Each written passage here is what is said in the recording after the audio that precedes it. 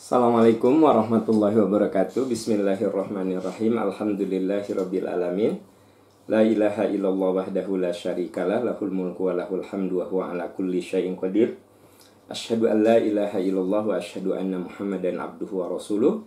Allahumma shalli ala Muhammad wa ala ali Muhammad kama shallaita ala Ibrahim wa ala ali Ibrahim fil alamin innaka Hamidum Majid. Bapak Ibu, sahabat-sahabat tercinta Majelis Percikan Iman Online, alhamdulillah dengan izin Allah Subhanahu wa taala pagi ini kita dipertemukan di Majelis Percikan Iman. Dan tak terasa sahabat-sahabat tercinta, ini adalah hari Ahad terakhir di bulan yang penuh berkah. Rasanya baru kemarin kita memulai ibadah saum, ya. Sekarang kita akan mengakhirinya. Ini adalah MPI Ramadan terakhir. Insya Allah minggu depan kita sudah memasuki 1 Syawal 1441 Hijrah. Semoga sisa waktu yang kita punya kurang lebih 1 pekan, ya, kurang lebih 7 hari kita akan berjibaku, berjuang bagaimana sisa Ramadan ini kita bisa isi dengan amalan-amalan terbaik, amalan-amalan terindah, amalan-amalan terhebat yang bisa kita lakukan semaksimal mungkin, sebisa mungkin. Kenapa? Karena Ramadan tahun depan pasti tiba. Ramadan tahun depan pasti datang. Ramadan tahun depan pasti mengunjungi. Tetapi masalahnya, kita masih ada apa tidak? Ramadan tahun depan pasti ada. Masalahnya kita masih ada nggak? Ramadan tahun depan akan datang, pasti datang. Kitanya ada nggak? Nah, sahabat tercinta, ini yang jadi pertanyaan besar kita. Bahwa betul tahun depan Ramadan akan ada lagi, tetapi belum tentu kita masih ada. Maka di sisa hari yang ada ini, mari kita isi dengan amalan-amalan terbaik. Karena di 10 hari terakhir Rasulullah Shallallahu Alaihi Wasallam syadda mi'zarahu, beliau perkuat tali pinggangnya, maksudnya lebih semangat lagi. Lalu beliau itu ahya lailahu, lebih banyak ibadah pada malam hari. Jadi bukan begadang, tetapi beliau lebih banyak lagi ibadah pada malam hari. Wa aiqadha lailahu, wa aiqadha ahlahu, dan beliau pun menyemangati keluarganya, membangunkan keluarganya untuk beribadah lebih semangat lagi. Nah, sahabat-sahabat sekalian, ini isyarat bahwa memang Nabi memberikan contoh di 10 hari terakhir itu perjuangan kita harus lebih ditingkatkan lagi. Apa saja ini sekedar untuk mengingatkan. Di 10 hari terakhir ini kita harus meningkatkan apa? 1, tadarus Al-Quran. Kenapa? Karena syahrul Ramadan alladzi unzila fihil Quran. Di bulan Ramadan lah diturunkan Al-Quran. Dan dalam hadis Sahih Bukhari, malaikat Jibril selalu turun dan membimbing Nabi menyusun sistematika ayat-ayat Quran, sehingga seperti yang kita nikmati saat ini, dimulai dari Al-Fatihah, Al-Baqarah, Ali Imran, An-Nisa, Al-Maidah, Al-An'am, Al-A'raf, Al-Anfal, At-Taubah, dan seterusnya. Saudara-saudara sekalian, ini terjadi karena setiap Ramadan malaikat Jibril sengaja datang kepada Rasul, memberikan pengajaran, bertadarus, ya. Malaikat Jibril membaca, Rasul mendengar. Lalu setelah selesai, malaikat Jibril, Rasul mengulangi terus, berulang. Setiap Ramadan, beberapa tahun sebelum Rasulullah wafat, intens sekali. Nah, Bapak Ibu, sahabat tercinta, maka ini pun kita lakukan. Kalau misalnya hari-hari sebelumnya kita tadarus itu sehari sebut saja 20 ayat, coba di 10 hari terakhir ini, bila perlu 2 kali lipat. Sebut sajalah 40 ayat, begitu. Kalau ibadah-ibadah lain juga sama ditingkatkan. Itu tadarus Al-Quran, karena di bulan Ramadan lah Allah menurunkan Al-Quran menurut Al-Baqarah 185, Syahrul Ramadan alladzi unzila fihil Quran. Di bulan Ramadan Al-Quran itu turun, dan kita tentu saja menghidupkan 10 hari terakhir itu dengan banyak tadarus Al-Quran. Tadaruslah sesuai dengan kemampuannya masing-masing, walaupun bacaannya belum lancar. Terus baca, dan baca, karena sebenarnya orang yang belum lancar bacaannya tapi dia berjuang, ya, dia akan mendapatkan pahala 2 kali lipat. Tadi Ustadz Ihsan sudah menyampaikan beberapa arahan agar bacaan kita benar. Nah, itu tujuannya. Yang tadinya qiraah kita upgrade menjadi tilawah. Yang tadinya bacaannya terbata-bata, banyak yang salah. Nah, minimal nanti setelah dibimbing dengan bacaan-bacaan yang benar, kita membaca Qur'annya jadi lebih lancar lagi.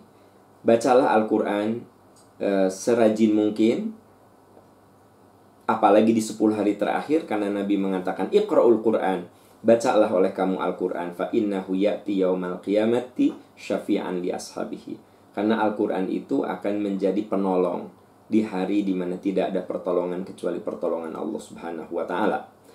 Yang kedua, saudara-saudara, di 10 hari terakhir ini mari kita perbanyak istighfar. Istighfar, karena Aisyah pernah ditanya, "Ya Rasulullah, sekiranya kami berada di malam-malam Lailatul Qadar, apa yang harus kami baca?" Kata Rasul, Allahumma innaka afuwun tuhibbul afwa fa'fu anni. Allahumma innaka afu, ya Allah, engkau adalah maha pemaaf. Tuhibbul afwa, engkau menyukai permaafan. Fa'fu anna, ya Allah, ampuni kesalahan kami. Saya ulangi, apa kata Nabi? Allahumma innaka afuwun tuhibbul afwa fa'fu anna. Ya Allah, engkau adalah maha pemaaf. Afu, engkau maha pemaaf. Tuhibbul afwa, engkau sangat menyukai permaafan. Engkau itu sangat-sangat pemaaf. Fa'fu anna, ya Allah, ampuni kami. Teman-teman, sahabat-sahabat, kalau Anda tidak hafal itu, minimal kita mengatakan astagfirullah, astagfirullahaladzim, astagfirullahaladzim, astagfirullahaladzim. Atau baca doa pertobatan, Rabbana dzalamna anfusana wa illam taghfir lana wa tarhamna lanakunanna minal khasirin. Itu juga bisa kita lakukan. Ada juga bagi Anda yang hafal Sayyidul Istighfar, itu baca juga Allahumma anta rabbi la ilaha illa anta khalaqtani wa ana abduka, sampai ujungnya fa innahu la yaghfiru dzunuba illa anta. Kalau Anda hafal Sayyidul Istighfar silahkan. Tapi kalau tidak, minimal astagfirullahaladzim, astagfirullahaladzim, atau Rabbana dzalamna anfusana wa illam taghfir lana wa tarhamna lanakunanna minal khasirin. Jadi sahabat-sahabat tercinta, di 10 hari terakhir ini, di sisa-sisa ini, perbanyaklah istighfar. Kemudian perbanyaklah doa. Kenapa? Karena kata Nabi, Ramadan itu bulan di mana sangat-sangat mustajab. Makanya ayat tentang doa diturunkan ketika Allah berfirman tentang saum. Coba Anda lihat di Al-Baqarah 186. Itu ayat tentang doa. Wa idza sa'alaka ibadi anni fa inni qarib. Tapi kalau kita lihat ayat sebelumnya 183, ya ayyuhalladzina amanu kutiba alaikumusiyam, ayat 184, ayyaman ma'dudat, faman kana minkum maridhan, ayat 185-nya syahrul ramadan alladzi unzila fihil Qur'an, 186-nya wa idza sa'alaka ibadi, bila hambaku bertanya tentang aku, katakan aku itu dekat. Baru 187-nya bicara saum lagi. Ini isyarat, perbanyaklah di 10 hari terakhir ini doa. Doa apa? Apa saja. Apa saja. Coba kita lagi punya kebutuhan apa? Apa? Panjatkan pada Allah. Ya, apakah itu doa universal? Doa universal itu doa yang dibutuhkan semua orang. Contoh, Rabbana atina fid dunya hasanah. Itu kan doa universal, siapapun perlu. Rabbana hablana min azwajina wa dzurriyyatina, dan seterusnya. Itu doa universal, siapapun perlu. Rabbana la tuzigh qulubana ba'da idh hadaitana. Ya Allah, jangan engkau bengkokkan hati kami, jangan engkau condongkan hati kami pada keburukan. Bukankah itu doa yang dibutuhkan banyak orang? Semua orang perlu itu. Atau doa Rabbana gfirli wali walidayya warhamhuma kama rabbayani shaghira. Bukankah itu doa universal? Semua orang membutuhkan itu. Jadi sahabat-sahabat tercinta, di 10 hari terakhir ini mari kita banyak berdoa. Apakah berdoa dengan ayat-ayat yang ada di Quran, ya, atau doa yang disusun oleh bahasa kita sendiri? Kalau mau doa yang bahasa redaksinya oleh kita sendiri, silahkan doa di luar sholat. Silahkan doa di luar sholat. Karena kata Nabi kata Nabi Shallallahu Alaihi Wasallam ketika beliau ditanya ayu du'ai asma, ya Rasulullah, kapan doa yang paling bagus? Kata Nabi, fi duburi sholawatil maktubah, di setiap akhir sholat yang 5 waktu. Pokoknya sahabat-sahabat tercinta, di 10 hari terakhir ini perbanyak tadarus, perbanyak istighfar, perbanyak tobat, ya. Kemudian jaga konsistensi sholat malam. Konsistensi sholat malam. Bisa tarawih, bisa tahajud, ya. Yang pasti Rasulullah itu, kata Siti Aisyah dalam riwayat Imam Bukhari, makana Rasulullah yazidu fi Ramadana wala fi ghairihi an ihda asyrata rakaatan. Nabi itu baik di Ramadan atau di luar Ramadan tidak pernah lebih dari 11 rakaat. Jadi Rasulullah kalau sudah tarawih, beliau tidak tahajud. Tapi kalau beliau tidak tarawih, ya beliau tahajud, begitu. Karena Sayyidah Aisyah radhiyallahu anha, beliau istri Rasul, tentu beliau paling faham tentang sholat-sholat sunnah yang dilakukan oleh Rasul di rumah. Sahabat perlu tahu bahwa Rasulullah sholat tarawih itu sekitar 3 atau 4 malam. Setelah itu Nabi tidak sholat tarawih lagi. Orang-orang sudah pada nunggu. Lalu Nabi katakan, saya khawatir kalian menganggap ini wajib. Sok, kalian sholat saja. Lalu dipimpin oleh sahabat. Dan Nabi tidak memimpin sholat. Beliau sholat tarawihnya di rumah. Nah, jadi artinya Nabi SAW, beliau kalau sudah sholat tarawih, beliau tidak tahajud. Tapi kalau beliau tidak tarawih, ya tahajud. Apa bedanya tarawih dan tahajud? Sederhana saja. Kalau tarawih, Anda lakukan sebelum tidur. Jadi selesai sholat isya, maka Anda sholat. Boleh 4, 4, 3. Boleh 2, 2, 2, 2, 3. Intinya 11 seperti yang diriwayatkan oleh Aisyah tadi, Sayyidah Aisyah. Jadi Anda bisa sholat setelah isya langsung 11 rakaat. Setelah itu tidur. Nah, kalau bangun, ya tidak tahajud lagi, kan sudah tarawih. Atau Anda tidak tarawih. Jadi selesai isya, Anda wirid, zikir, tadarus, tidur. Nah, nanti bangun jam 2 atau jam 3, Anda melakukan sholat tahajud. Ini yang dikatakan oleh Siti Aisyah, Nabi di bulan Ramadan atau di luar Ramadan tidak pernah lebih dari 11 rakaat. Itu hadis Sahih Bukhari. Makana yazid, Nabi tidak nambah. Makana yazid walayan kusu, tidak berkurang, tidak nambah, tidak kurang. An ihda asyrata rakaatan, 11 rakaat. Jadi sangat gamblang gitu hadisnya, bahwa beliau 11 rakaat, tidak nambah, tidak kurang. Nah, gitu. Hanya memang dia bisa dilakukan sebelum tidur, namanya taraweh. Kalau sesudah tidur, itu namanya tahajud, ya. Oke. Nah, Bapak Ibu, sahabat-sahabat tercinta, di 10 hari terakhir makin konsisten lagi dengan sholat malamnya. Apakah mau sebelum tidur yang disebut taraweh, apakah setelah tidur yang disebut tahajud. Nah, kalau bisa di 10 hari terakhir Anda tambah bacaannya. Maksudnya tambah itu surat-suratnya, ya. Jadi jangan kulhu lagi. Tapi Ustadz, saya mah dah hafalnya cuma kulhu. Ya sok atau tambah. Yang hafal apa lagi? Inna atau ena. Yang hafal apa lagi? Wal asri. Jadi 1 rakaat beberapa surat. Allahu Akbar, Fatihah, Waladhdallin, Qul a'udzu birabbin nas, tamat. Bismillahirrahmanirrahim. Qul a'udzu birabbil falaq, tamat. Bismillahirrahmanirrahim. Qul huwallahu ahad, tamat. Bismillahirrahmanirrahim. Inna atau ena. Ruku, sujud, bangun lagi. Nah, nanti di rakaat kedua, karena memang hafalan cuma segitu, yang itu lagi. Boleh nggak Ustadz 1 surat diulang-ulang? Boleh. Qul huwallahu ahad, Allahus samad, lam yalid wa lam yulad wa lam yakul lahu kufuwan ahad. Bismillahirrahmanirrahim. Qul huwallahu ahad, Allahus samad, lam. Boleh. Faqra ma tayassara minal Qur'an. Bahkan di sholat tahajud itu, di sholat tarawih itu, Anda boleh pegang Al-Quran. Boleh begini, sambil gini, ya kan? Lagi sholat. Ya. Wa anzalal ladzina dhaharu wa hum min ahlil kitab. Terus baca. Wa minal laili fatahajjad bihi nafilatan laka asa ayyab'atsaka rabbuka maqaman mahmuda. Satu halaman, Anda tutup, simpan, lalu ruku, lalu sujud, balik lagi, ambil lagi. Kalau sholat tahajud boleh sih sebenarnya seperti itu, ya.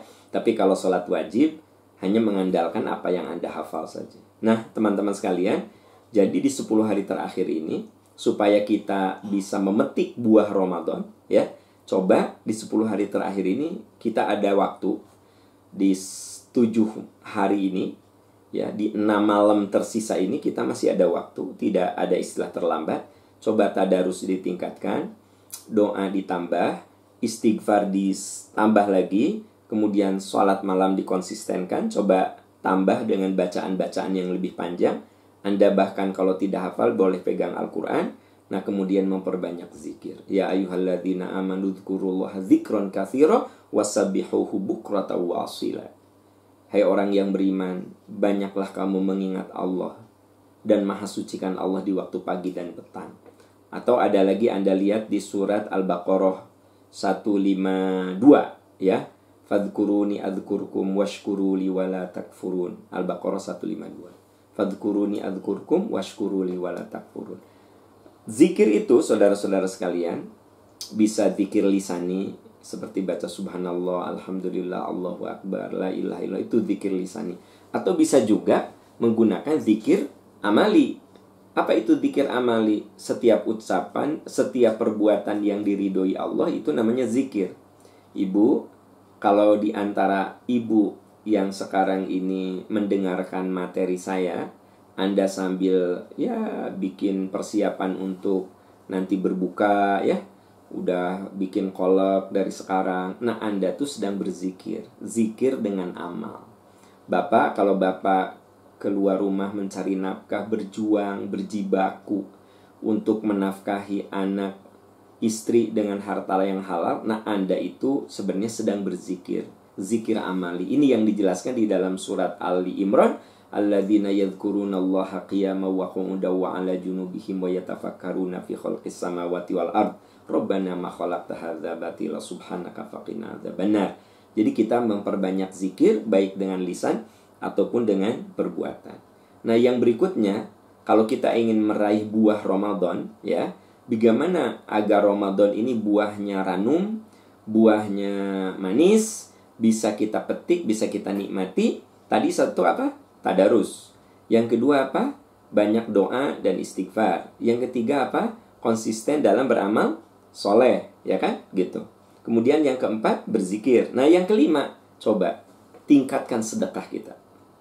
Tingkatkan sedekah kita. Karena Siti Aisyah mengatakan, Sayyidah Aisyah radhiyallahu anha mengatakan di dalam hadis Sahih Bukhari, Rasulullah itu orang yang dermawan.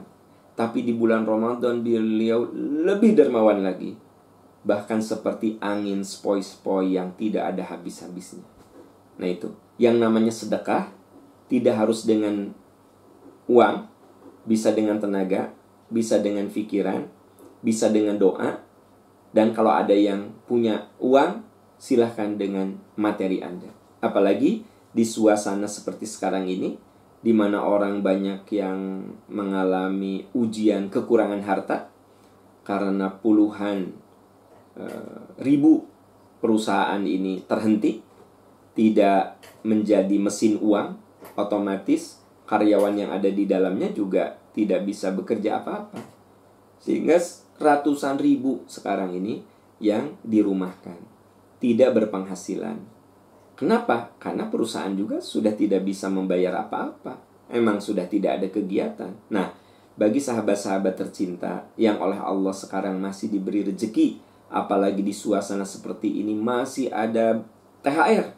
Coba, Wa ahsin kama ahsanallahu ilaik. Berbuat baiklah kepada sesama sebagaimana Allah telah berbuat baik pada dirimu.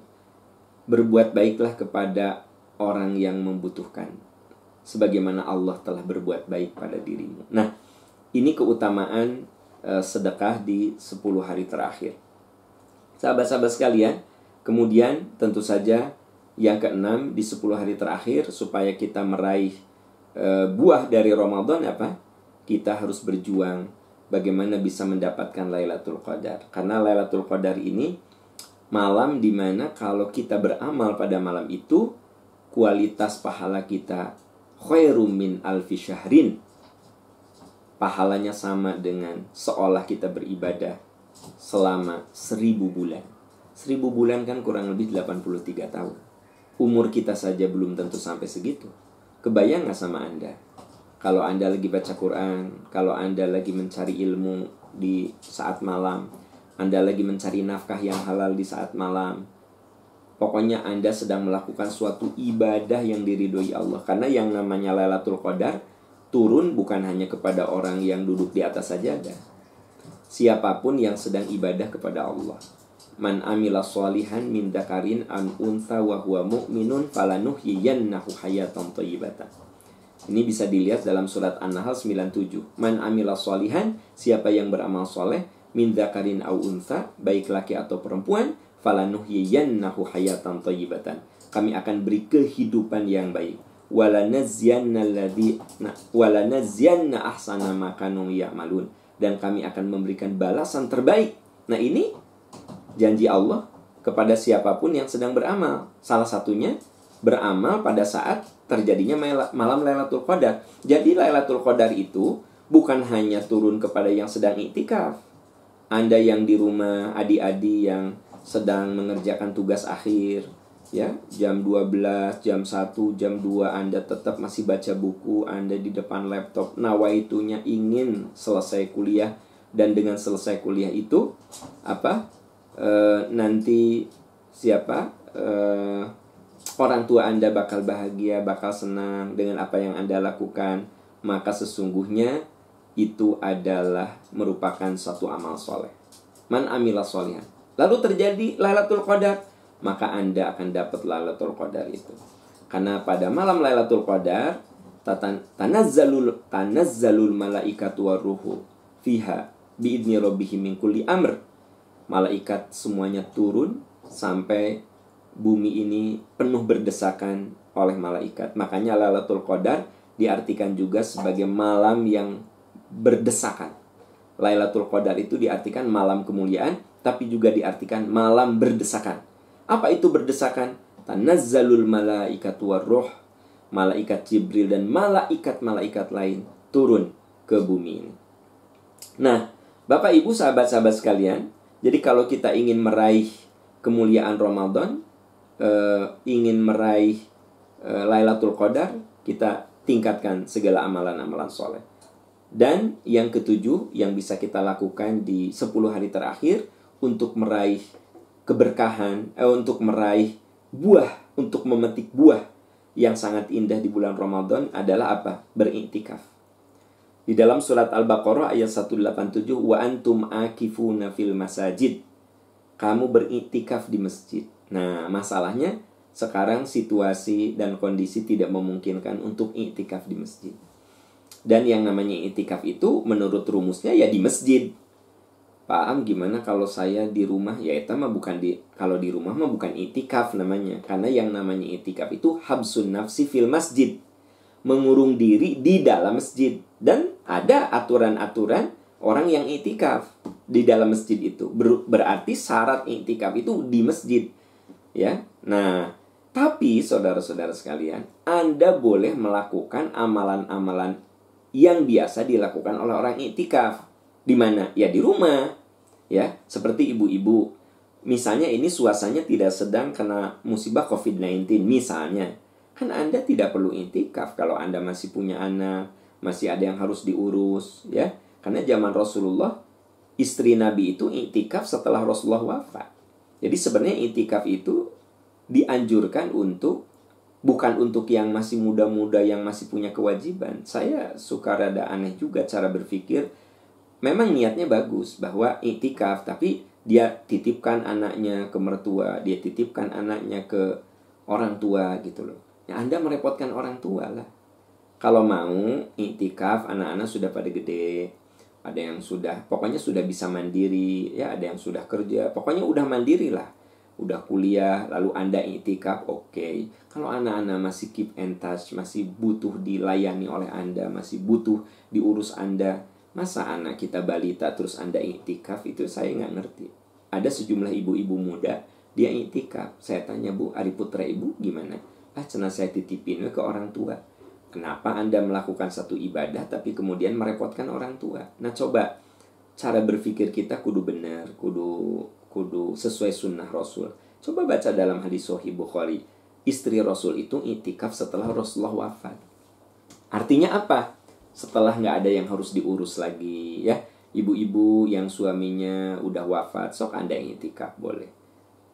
Ibu-ibu yang suaminya udah tua dan dua-duanya iktikaf, sok silahkan. Tapi adik-adik saya yang masih muda-muda, anak-anakku yang masih muda-muda, kalian yang akhwat, fokus aja ngurus rumah tangga, nggak usah iktikaf, ya. Nah, jadi yang namanya iktikaf itu harus dilakukan di masjid. Nah, untuk situasi sekarang ini, di daerah-daerah yang kategorinya zona merah, tidak dianjurkan iktikaf di masjid. Bahkan tidak dianjurkan untuk sholat tarawih di masjid. Tidak dianjurkan untuk sholat wajib di masjid. Kenapa? Karena syaddud dzari'ah. Kita menghindari kemadorotan. Kita menghindari kesulitan. Kita menghindari penyakit. Karena orang beriman itu wala tulqu biaidikum ila tahluka. Kamu jangan menjerumuskan diri pada kebinasaan. Nah, pertanyaannya, Ustadz, jadi di rumah ngapain aja? Ya Anda lakukan saja amalan-amalan yang sudah saya tadi sebut. Tadarus, berzikir, beristighfar, berdoa, ya, sholat malam, baca belajar Islam, apakah melalui buku, apakah melalui online gitu kan. Dan tentu saja Anda beramal yang bisa Anda lakukan di rumah apa. Seperti halnya ibu menyiapkan sahur, itu kan merupakan amal juga. Adik-adik yang lagi sekolah berusaha menyelesaikan tugas akhirnya atau belajar untuk menguasai suatu disiplin ilmu. Nah itu juga merupakan cara yang bisa kita lakukan di saat 10 hari terakhir. Sekalipun Anda ada di rumah, boleh melakukan amalan-amalan yang biasa dilakukan oleh orang-orang yang iktikaf. Tapi Anda tidak disebut iktikaf. Karena iktikaf itu kan ada aturan mainnya. Salah satu persyaratannya apa? Fil masjid wa antum akifuna fil masajid, ya. Dan kamu beriktikaf di masjid. Nah, jadi syaratnya harus di masjid. Kalau di rumah mah bukan iktikaf. Tapi boleh melakukan amalan-amalan seperti yang dilakukan oleh orang yang iktikaf gitu maksudnya, ya. Nah, Bapak Ibu sahabat-sahabat tercinta, ini saya mereview ya secara ngebut gitu, amalan apa yang bisa kita lakukan untuk meraih buah saum Ramadan di sisa terakhir ini, di 6 hari terakhir ini. Jangan lupa saya tegaskan, mari kita isi dengan tadarus Al-Quran. Kemudian kita perbanyak doa, zikir, dan istighfar. Kita perbanyak sedekah, ya. Kemudian kita berusaha mengisi malam-malam kita dengan ibadah, baik ibadah mahdhu ataupun ghairu mahdhu. Semoga mendapatkan malam Lailatul Qadar. Dan kita bagi yang ada di zona hijau, tidak zona merah, boleh Anda iktikaf. Tapi yang di zona merah sebaiknya Anda tidak perlu iktikaf, tapi melakukan ibadah yang biasa dilakukan oleh orang iktikaf di rumah masing-masing. Dan insya Allah ya, nanti kita melakukan sholat Idul Fitri. Nah, ada dua kemungkinan. Kalau di wilayahnya itu ada sholat Id karena dinyatakan sebagai zona hijau, zona aman, lalu melakukan sholat Id dengan cara memperhatikan protokol kesehatan, antara satu makmum dengan makmum lain dijaga jarak, ya kan? Lalu setelah sholat Id tidak bersalaman, cukup dengan isyarat, ya silahkan. Asal Anda yakin bahwa itu daerah yang tidak akan menimbulkan kemadharatan. Tapi kalau Anda khawatir, maka Anda bisa sholat id di rumah berjamaah dengan keluarga. Bisa, kenapa tidak? Karena sholat sunnah itu ada yang harus dilakukan sendirian. Sholat sunnah itu ada yang harus dilakukan sendirian. Contohnya apa? Sholat rawatib, sholat tahiyatul masjid, sholat syukur wudu, sholat duha. Nah, teman-teman ingat loh, sholat duha itu nggak ada dalilnya berjamaah. Coba, ada orang yang mengatakan, ayo sholat duha di kantor berjamaah. Mana dalilnya? Nggak ada. Tidak ada riwayat Rasulullah sholat duha berjamaah, istri Rasul sholat duha berjamaah. Nggak ada. Jadi sholat duha mas sendiri-sendiri, seperti sholat rawatib, seperti sholat tahiyatul masjid. Gitu loh. Nah, terus ada lagi sholat yang boleh berjamaah, boleh tidak. Seperti sholat tarawih, boleh berjamaah. Boleh juga tidak. Rasul pernah sholat malam dengan Ibnu Abbas. Lalu Nabi pernah mengatakan, apabila seorang suami membangunkan istri atau sebaliknya, lalu istri membangunkan suami, lalu mereka sholat minimal malam, sholat malam 2 rakaat, dzukira kutiba, maka dicatat mereka itu minadz-dzakirina wadz-dzakirat, sebagai orang-orang yang berzikir kepada Allah Subhanahu wa taala. Jadi ada sholat sunnah yang harus sendirian, ya, ada sholat sunnah yang boleh berjamaah, boleh sendirian. Tapi ada sholat sunnah yang harus berjamaah. Apa sholat sunnah yang harus berjamaah? Sholat gerhana itu harus berjamaah. Kenapa? Karena itulah yang dicontohkan Rasul. Beliau datang ke masjid, bertakbir, membagikan sedekah, lalu beliau sholat dan khutbah. Itu sholat id. Sholat istisqa itu harus berjamaah, ya. Jadi tadi sholat sholat istisqa Nabi berjamaah. Kemudian sholat gerhana berjamaah. Termasuk saudara-saudara sholat id. Sholat id itu harus berjamaah. Nah, yang namanya berjamaah minimal 2 orang. Ada imam, ada makmum.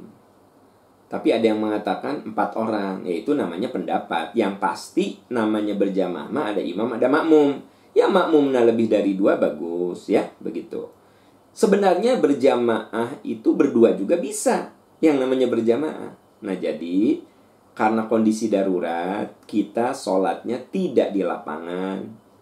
Karena darurat, yang tadi saya bilang di zona merah, dan boleh jadi di wilayah itu tidak diadakan sholat id. Ya udah, Anda sholat id di rumah masing-masing berjamaah.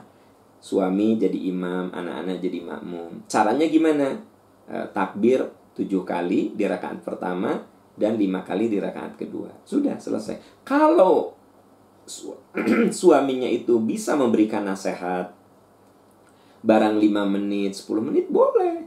Anda berdiri, ya. Lalu Anda mengatakan nasihat untuk anak-anak saja. Anak-anak sekalian, alhamdulillah sekarang kita ada di Idul Fitri. Ayah nasihatkan agar kalian jadi anak-anak yang soleh. Semoga kalian menjadi cahaya kubur dan kalian harus belajar sungguh-sungguh. Nah, nasehatin anak dan istri. Jadi bukan berarti kudu Anda ambil teks, ya kan, kemudian googling, kemudian ngeprint dari hasil googling Anda, terus kudu pakai mimbar. Nggak harus begitu. Yang namanya khutbah mah sederhana aja. Begitu Anda selesai sholat, ya terserah mau anak kita yang khutbah id, mau bapaknya, pokoknya mah laki-laki aja, ya berdiri, ya, lalu membaca hamdalah, bismillahirrahmanirrahim, alhamdulillahirabbil alamin, wassalatu wassalamu ala asyrafil anbiya wal mursalin. Minimal baca hamdalah, sholawat. Lalu apa? Ya, ngobrol begini, menasehati. Anak-anakku, istriku yang tercinta, alhamdulillah Ramadan ini ayah masih bisa hidup. Ayah masih bersama kalian. Semoga Ramadan tahun depan ayah masih bisa sama kalian. Nah, mumpung ayah masih ada, ayah ingin menasehatkan beberapa hal untuk kalian. Pertama, AA, kamu sebagai anak laki-laki harus nanti bisa melindungi adik-adikmu. Nah. Kemudian AA, Teteh, belajar yang benar ya. Sebab bekal yang paling berharga dalam hidup adalah ilmu. Kalau ayah ngasih harta, harta itu bisa habis, nak. Tapi kalau ayah ngasih ilmu, ngasih kesempatan kalian belajar, maka ilmu itu tidak akan pernah habis. Kepada istri saya, Mama, maafin ayah, selama ini mungkin banyak dosa kesalahan yang ayah perbuat. Semoga kita bersama di surga. Demikian khutbah Id. Alhamdulillahirabbil alamin. Wassalamualaikum. 5 menit, 2 menit dia nggak masalah kan gitu. Simpel sebenarnya, ya nggak sih? Nah, jadi Anda jangan bayangkan khutbah Id itu kudu seperti di ya kalau itu kan ada unsur formal. Ada unsur apa? Ya nanti ada pembawa acara ya, mengumumkan pengumpulan zakat fitrah, kemudian pendistribusian. Nah, terus jadi formal sekali lah, ada mimbar begitu. Ya, ada macam-macam. Ya kita kan di rumah mau berdiri ya, hanya mengasih nasihat selesai. Sebenarnya simple gitu. Kalau mau sholat Id di rumah silahkan berjamaah, catat berjamaah. Tapi untuk daerah-daerah yang dinyatakan zona hijau masih oke, mangga. Tapi ingat, protokol kesehatan dan keselamatan harus dijaga. Kenapa? Karena musibah yang terjadi pada diri kita ini nggak akan kita selesaikan, nggak akan Allah cabut kecuali kita berjuang untuk menyelesaikannya. Jadi nggak bisa gitu musibah yang Allah kasih itu ujung-ujung berhenti aja. Harus ada ikhtiar dari diri kita. Lihat surat Ar-Ra'd 2 ayat 11. Innallaha la yughayyiru ma biqaumin hatta yughayyiru ma bi anfusihim. Allah tidak akan mengubah kondisi satu kaum kecuali kaum itu berusaha untuk berjuang menyelesaikan masalah. Jadi yang namanya musibah itu harus diselesaikan bareng-bareng. Nah, Bapak Ibu, sahabat-sahabat tercinta, itu ikhtiar-ikhtiar yang bisa kita lakukan supaya apa? Supaya Ramadan ini menghasilkan buah, ya, supaya kita bisa memetik buah dari Ramadan. Apa itu buah dari Ramadan yang sukses? Apa? Tadi saya sudah jelaskan, kita ada di 10 hari terakhir, amalan apa yang harus kita kerjakan, bla bla bla bla bla. Sampai saya jelaskan tadi mekanisme sholat Idul Fitri sekiranya di tempat Anda tidak ada Idul Fitri. Atau sekiranya ada juga, saya sudah jelaskan protokol keselamatannya seperti apa. Ya, begitu. Nah, sekarang apa buah dari Ramadan itu? Satu, saudara-saudara, kalau Ramadan ini berhasil, Ramadan ini sukses, tentu saja Allah akan mengampuni dosa-dosa kita. Karena man shoma ramadhana imanan wahtisaban ghufira lahu ma taqaddama min dzanbih. Ini buah pertama kalau Ramadan kita berhasil. Allah ampuni dosa-dosa kita. Man shoma Ramadan, siapa yang saum Ramadan? Man shoma ramadhana imanan wahtisab, dia lakukan dengan penuh keimanan, dia bersungguh-sungguh mengisi saum Ramadan, dia waspada dengan bisikan-bisikan yang akan merusak kualitas Ramadan.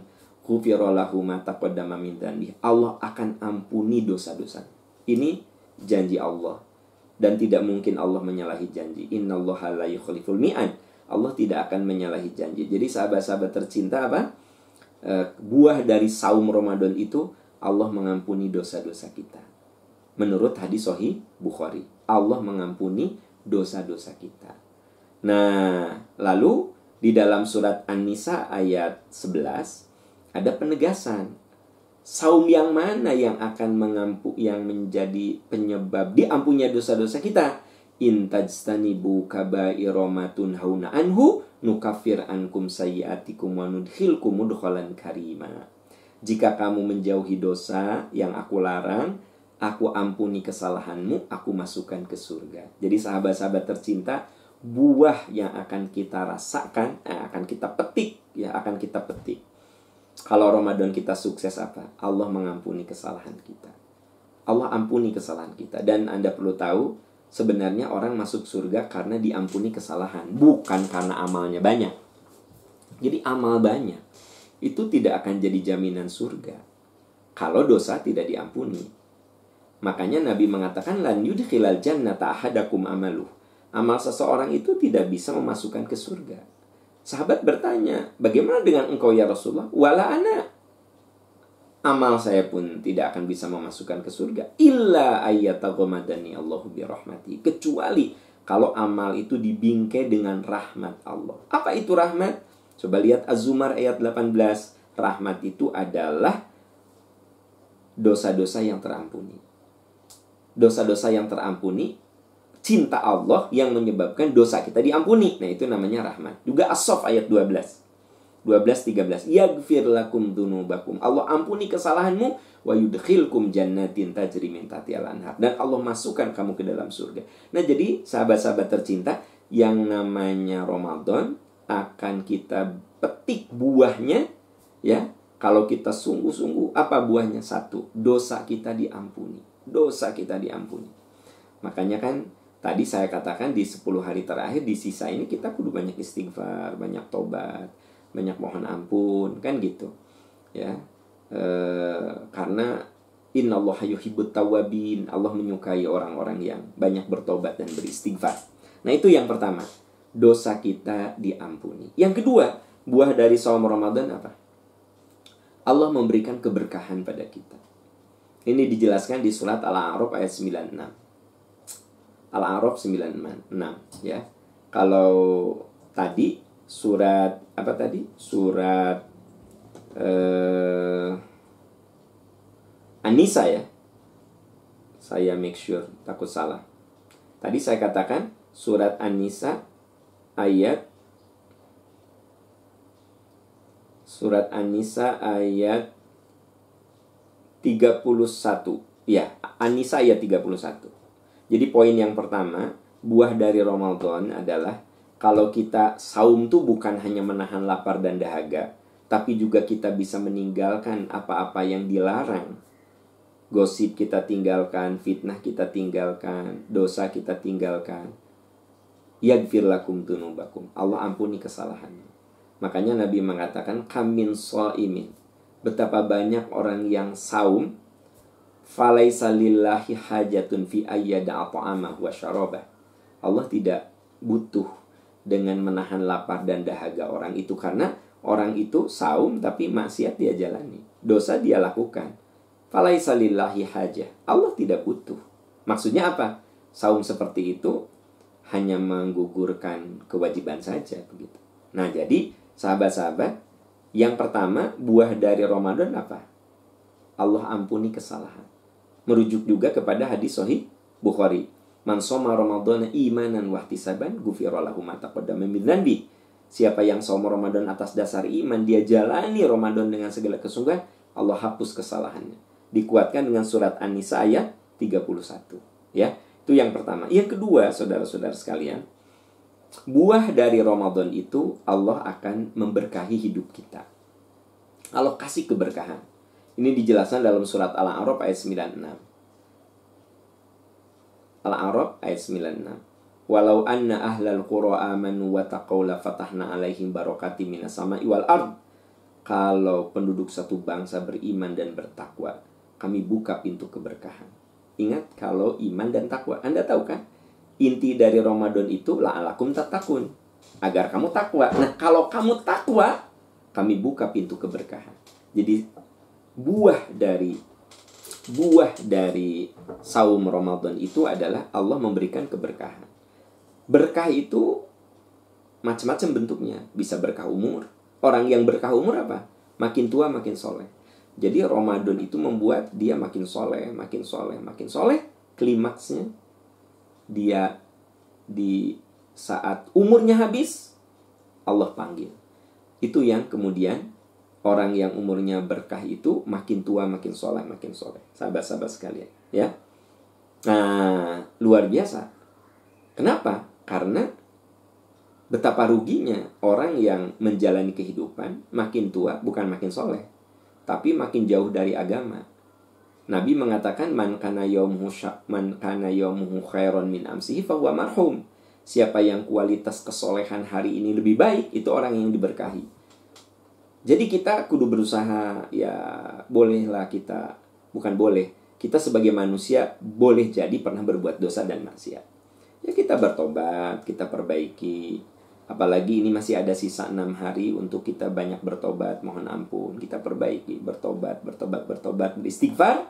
Nah, semoga nanti pada saat selesai Ramadan kita merasakan buah keberkahan. Apa? Kita jadi lebih soleh, kita jadi lebih bisa menahan amarah, kita bisa jadi lebih dermawan, kita bisa jadi lebih pemaaf, ya.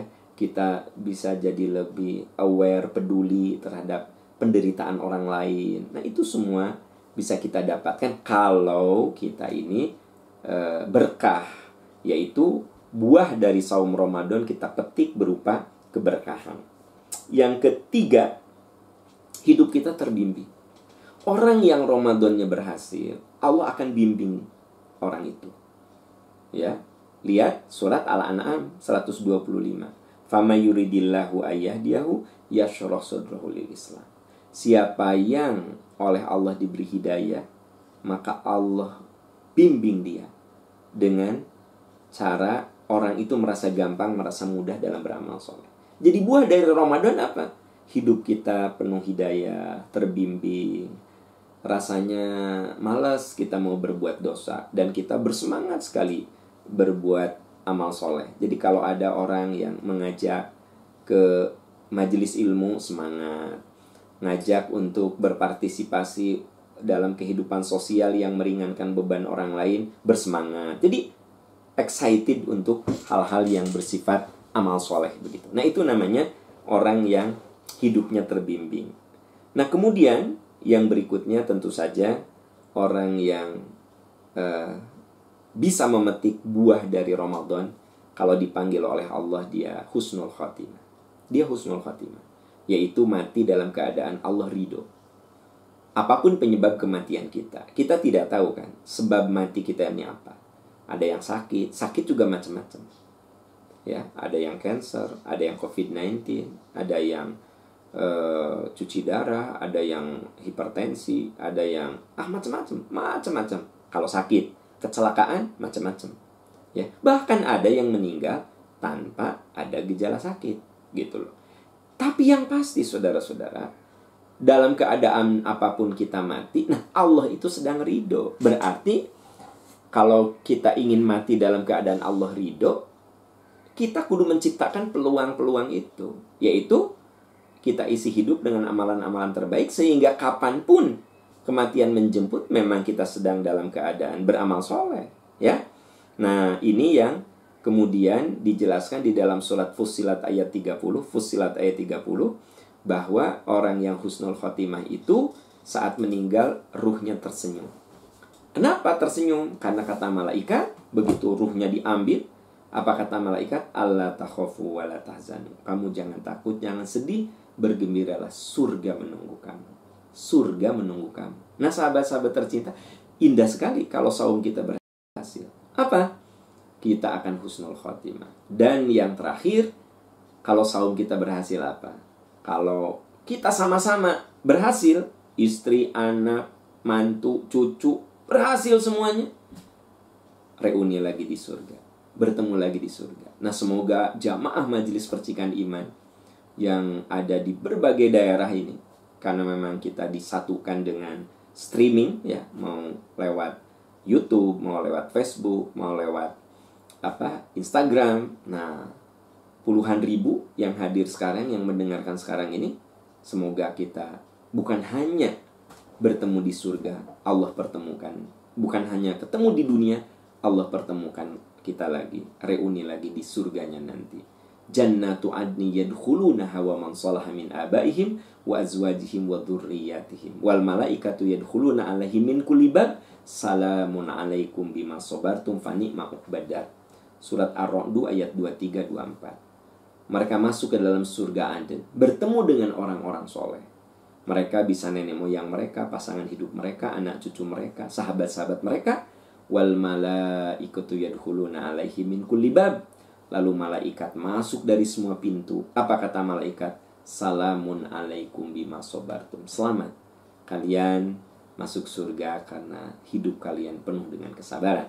Nah, sahabat-sahabat tercinta, majelis percikan iman online itu gambaran yang bisa kita ambil dari beberapa ayat Al-Quran dan Sunnah Rasul tentang buah yang akan bisa kita petik di saat Ramadan kita berhasil, di saat Ramadan kita sukses. Apa itu?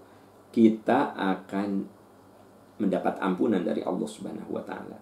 Hidup kita akan penuh dengan keberkahan. Hidup kita lebih terbimbing. Kita akan mendapatkan husnul khotimah, dan semoga kita bisa bertemu di surga.